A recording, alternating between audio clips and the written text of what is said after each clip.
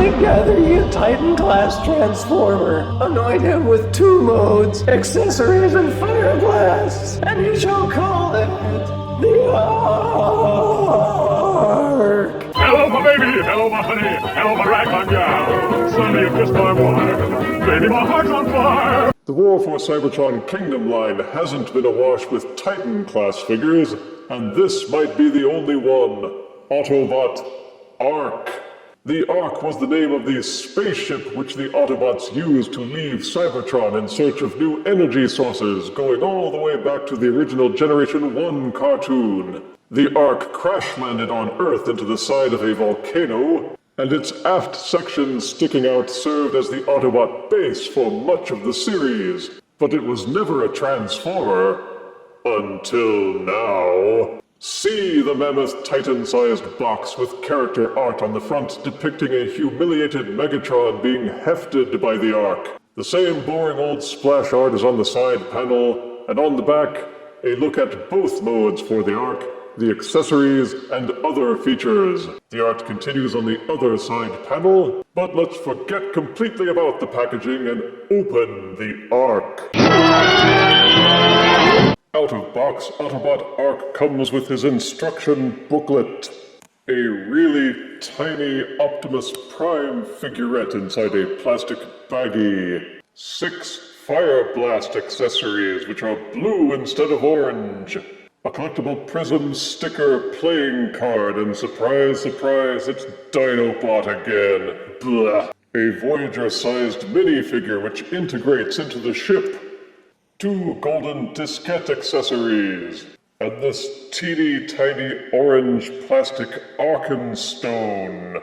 And this is Autobot Ark. The ship seems to have been well recreated for its first outing as a complete action figure. Starting with the colors, he's orange. There's lots of orange with a creme tinge to it. There are some scorch or splatter marks up near the front to simulate the grime you might see from exposure to the elements.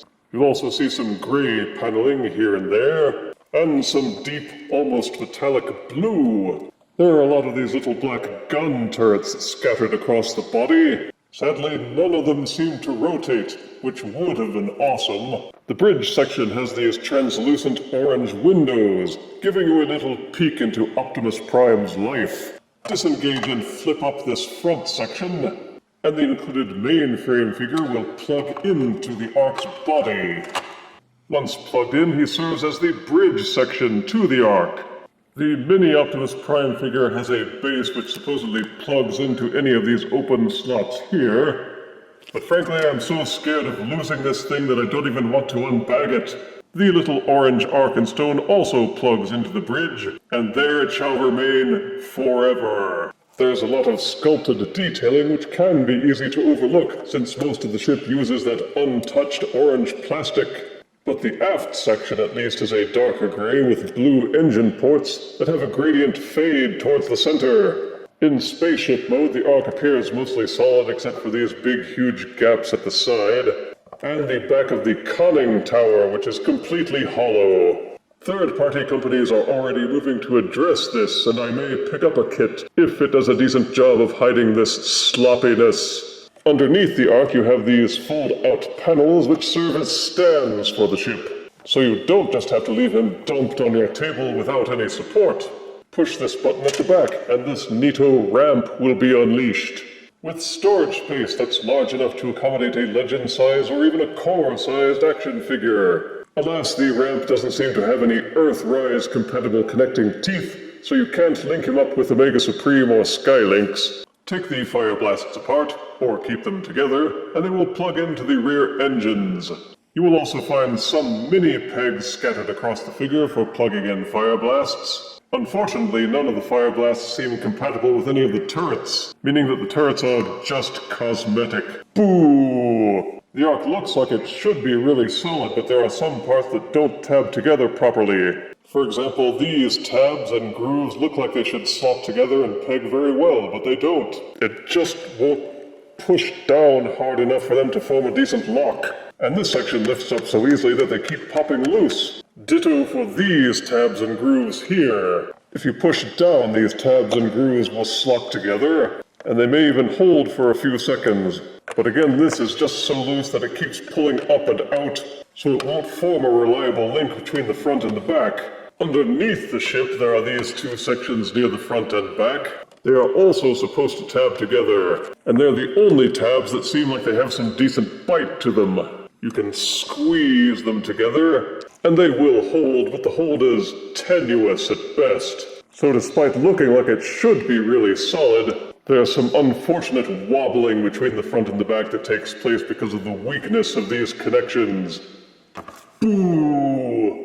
Transforming the Ark can be a little easier than with other Titans, because other Titans are really floppy.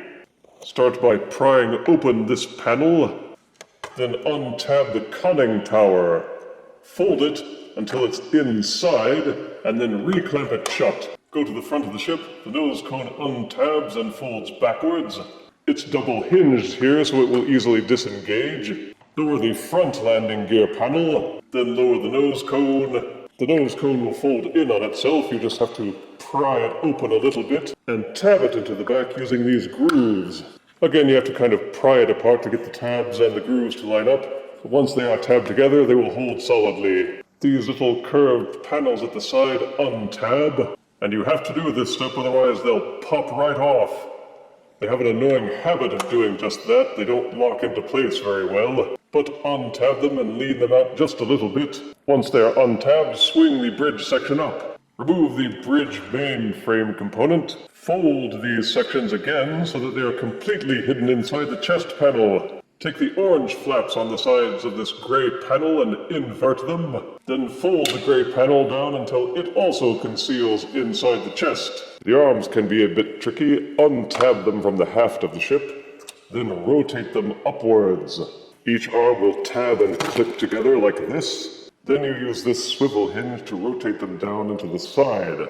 But it can be tricky because there's a slot inside here, which matches this tab here, and those must go together.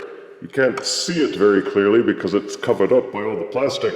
But obviously when swiveling this arm straight out all the way, you want to make sure that you don't crush the tab or the plastic. You have to finesse it a little bit, but eventually you will feel it grip and tab in. Then rotate each arm at the shoulders. You'll feel those heavy ratchet clicks. Then the chest panel at the front will fold down.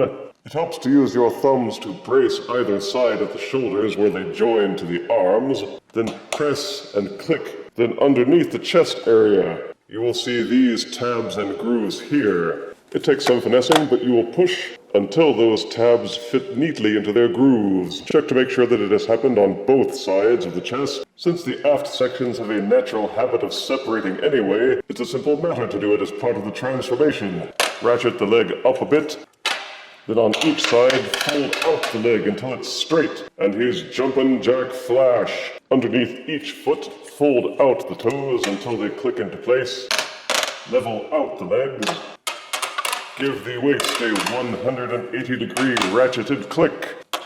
Rotate each leg so that the engines are facing forwards. Close up the landing gear if you haven't already. At the side of each arm, fold out the hand. Disengage the arm. Fold and angle them down. Rotate each arm so that the elbow is pointing forward. And rotate the hand so that it matches. Repeat for both sides. And the Ark is transformed and ready for battle. Like most Titan figures, the Ark has impressive bearing because of his size, standing at 19 inches. He may not be as tall as other Titans like Metroplex, but he makes up for it with stockiness and girth. He's well proportioned, symmetrical, and has a clean silhouette. He feels a bit lighter than the other Titans I've reviewed, but he is certainly more stable. Every joint is heavily ratcheted, and he holds his poses well. The head has effective light piping, which I thought they'd given up on for the War for Cybertron lines. And the face has a decently imposing visage. The torso section sadly has some hollowness to it, but that's the cavity where the mainframe figure resides when in bridge mode. And it's not possible to reinsert him into the Ark's hollow chest cavity while he's in robot mode. And there are just some gapped areas that can't be ignored. Despite some panels to help cover up the backs of the legs and the sides of the arms, there's still quite a lot of emptiness. Generally, Autobot Ark looks good from most angles, and is perhaps the most solid Titan I've handled. with no parts being loose or floppy. There don't appear to be any 5mm ports for installing weapon accessories, which is another thing they might have done without having to sacrifice much. However, there are a few mini pegs scattered over the figure for plugging in fire blasts, and there are the 5mm ports in the engine exhausts. Many of the holes for the screws will fit a fire blast accessory as well, and if you're lucky, they'll support a Battlemaster, Titan Master, or Micromaster. The head will rotate 360 degrees, or it would if it didn't bump into the collar at the back, but it's not ball-socketed, so it won't tilt backwards or forwards. Each shoulder will rotate 360 degrees. I worry that these ratchets are so tight they might actually be breaking the plastic teeth when you rotate them. And there is another ratchet set on the inside of the shoulder so that you can raise the arms and extend them out to the side. Each arm will rotate at the bicep, and each elbow will rotate freely until you bump into other parts of the arm. The hands will tilt in and out as part of the transformation. They will also rotate in their sockets. The fingers will rotate up and down, although they are welded together, and each thumb will also tilt up and down. So he is capable of gripping and holding other figures. There is full ratcheted 360-degree waist rotation. Each leg will ratchet outwards for full extension. Also a ratcheted upper thigh rotation. And each leg will ratchet forwards and backwards. It would do the full 360 degrees, except he would kick himself in the face. Each knee will ratchet backwards, and the leg does kind of fold in on itself so he can go further than 90 degrees. And each foot will tilt slightly in and out. Sadly, the feet will not tilt forwards or backwards, but the toes will tilt up and down as part of the transformation. So if you don't mind wrestling with all those ratchets, you can actually get Autobot Ark into a number of excellent poses. And what's more, he holds those poses well without any additional support, which seems to be the trade-off between having ratchets strong enough to hold a pose, but not so strong that the ratchets don't self-destruct by grinding and snapping all the plastic teeth loose. Included with Autobot Ark is this smaller minifigure in the form of Mainframe. He comes in 3 modes. First is this folded-up box, which stashes inside the Ark's hollow chest. It gives the Ark a little more mass, and the top section here serves as the bridge for the 2-scale minifigures like the tiny Optimus Prime. It's orange with some gray parts and some black, and there is a lot of detailing in the sculpt. It has these ports at the front, which serve as plugs for fire blast accessories, and again this little Vector Sigma replica plugs into the bridge. And as with other parts of the Ark, the bridge sections could use a little more paint to set them off. Unpeg these sections from the front of the bridge, and swing the legs down. Straighten out the legs, and then pop these tabs and grooves apart to separate the legs. You'll need to rotate the feet so that they're pointing the opposite direction. But to get clearance to do that, you must pop these panels loose. Then rotate the feet, and re-tab these sections closed. Flip up these arms from the sides. Then rotate these panel sections down. Flip out the robot fists. Then reclose the panels. Rotate the arms so that the fists are pointing forwards. Then angle the shoulders back down. This entire section untabs from the back and unfolds on a little accordion hinge. Once untabbed, you may fish the robot head out and rotate it so it faces forwards. Rotate the waist 180 degrees, angle the hinge upwards, and collapse the chest into the body. Make sure that these little satellite wings line up with these tabs at the back of the neck. Then collapse the body against the chest. And this is Mainframe in his robot mode. It's about Voyager-sized, modern Voyager-sized anyway. Even if he was tossed in as an afterthought, it's good that they put some attention to the detail. He's got a boxy, stocky look to him, with the colors maintaining their obsession with orange and gray. The head has a cool faceplate, no robot lips here, and like the ship itself, he has some effective light piping. Looking him over, you can see a lot of detail in the sculpting and the plastic, which is easy to miss, because it's mostly eaten up by all of that orange. There are 6 open 5mm ports, 1 on the side of each arm and 2 under each foot. in addition to the ports in the robot hands. In terms of the overall proportions, the legs seem a bit thicker and bulkier than the arms. Then there's this big panel thing hanging off of his back, but the robot mode is a feature they didn't have to add, but I'm glad that they did. Mainframe is fully articulated with a rotating head. It's not ball-socketed, so it won't nod back and forth, but each shoulder will fully rotate, at least until you bump into the panels. Each arm will swing outwards on this hinge. These panels on the back of the arm interfere with a lot of the arm rotation, and to get his arms to lie flat at his sides, you kind of have to insert them in this notch. Fortunately, there's an upper bicep swivel, so you can angle that big panel outwards, and each elbow will bend 90 degrees. The hands will nudge up and down as part of the transformation, though again this panel gets in the way. There is capability for full waist rotation, but good luck getting any more than this when you've got this big panel blocking you both directions. The pivots and hinges at the leg will allow you to kick forwards and backwards about this far, but only because this is blocking you, and the hinges will allow for full leg extension. Each leg will fully rotate at the upper thigh, and each knee will bend 90 degrees. The ankles will tilt in and out on this hinge, and each foot will rotate to the left and to the right. Being able to tilt the feet forwards and backwards would also have been a good plus, and I always mourn the non-presence of an ab crunch. But for a box which is only meant to store inside the Ark, you can get a lot of good poses out of Mainframe. But wait, there's more. Mainframe actually has a third mode. Transform him again by disengaging the chest from the back, then rotating the head and folding it back inside the body. Angle this hinge back upwards as if you were transforming him to bridge mode. Be sure to take these gray teeth and insert them into these notches. Rotate the waist 180 degrees, with the bridge section facing forward.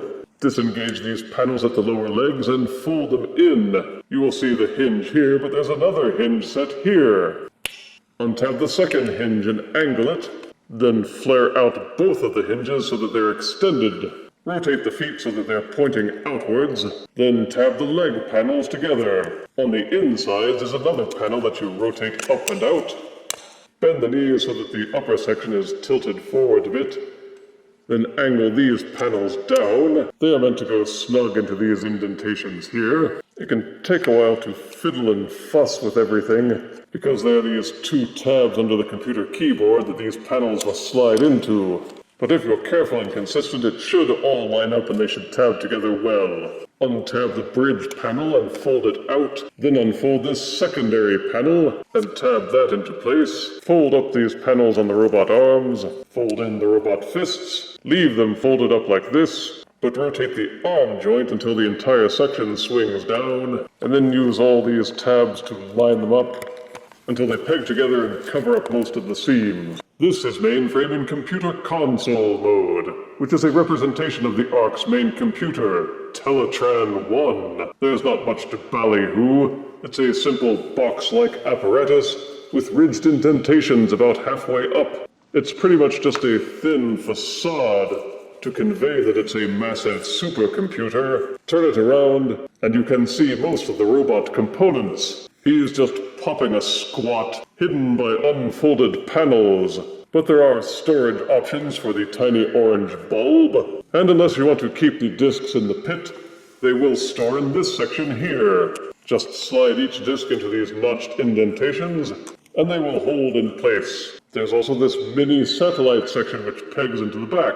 Pop out the satellite and unfold the wings, and it becomes Teletran 1's scanning drone, which you can use to run around yelling, "Explore, explore," or "Repair, repair." Explore, explore, repair, repair. There is no articulation, but keep him rotated to the front, and he serves as a passable backdrop for staging scenes where the Autobots can surf the internet or something. Alright, Teletran 1. Let's see if you can help us find out what Megatron and the Decepticons are planning. Optimus Prime, could RC do that instead? Ew. Like the Ark itself, Teletran 1 is still done over with mind-blowing orange and gray highlights. There are also several decal screens for his computer console. Over on the left it shows the Earth and its continents, a little picture of the matrix of leadership, and a cell phone strength graph. Up here on the top are various scanning graphs, with the main screen actually showing the Ark itself. Some radar and scanning gauges, while this screen on the right shows what appears to be Vector Sigma and its key. This mode could really have used some extra paint for the highlighting, especially on the keyboard sections. These are begging for some contrast and colorization. There are 2 ports on the front for plugging in fire blasts, in case you want your computer to, shoot at something.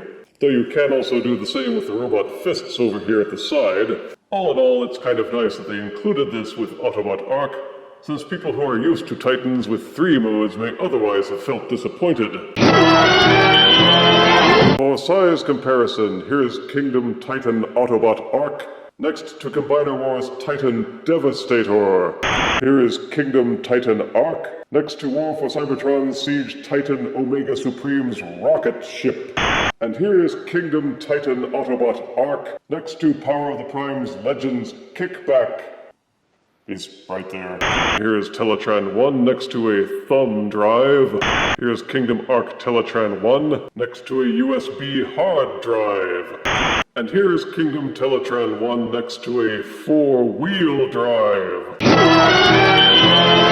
Collecting Titan-class figures is not for everyone. Most people are put off by the price tag alone, and the fact that Titans eat up a lot of shelf space. But those who have the extra space and the money often look forward to learning which Titan will come next. Positives are that Kingdom Autobot Ark is big and impressive, and it's the first time the Ark has had an official figure that looks like the Generation 1 model. It's good that changing modes doesn't require too much work. There's a lot of detailing, a few features to discover, cleanly applied paint, a goodly amount of accessories, and the robot mode is mostly solid. The mainframe figure is a neat addition, and it's good that it comes with its own modes to enhance the ship, or use as a Teletran 1 playset, or as an action figure all by itself. Negatives are that the ship mode has some hollowness that they could have addressed in production. The front and aft sections don't clamp together as firmly as I would like. The mini-turrets don't rotate. A forward-backward tilt for the feet would have done wonders for the robot mode. Mainframe's shoulders are a bit hampered in his robot mode, and both figures could have used some more paint and decals. There is a preponderance of orange that you'll have to come to terms with, and I worry that his ratchets might self-destruct if they're too tight. But if you can get it on sale, then you may want to ignore Indiana Jones and look into the Ark. I give Autobot Ark and Mainframe 8 out of 10 deaths. He's one big pile of ship. If you refuse me, honey, you lose me, then you'll be left alone. Oh, baby, tell them all, and tell me I'm your own.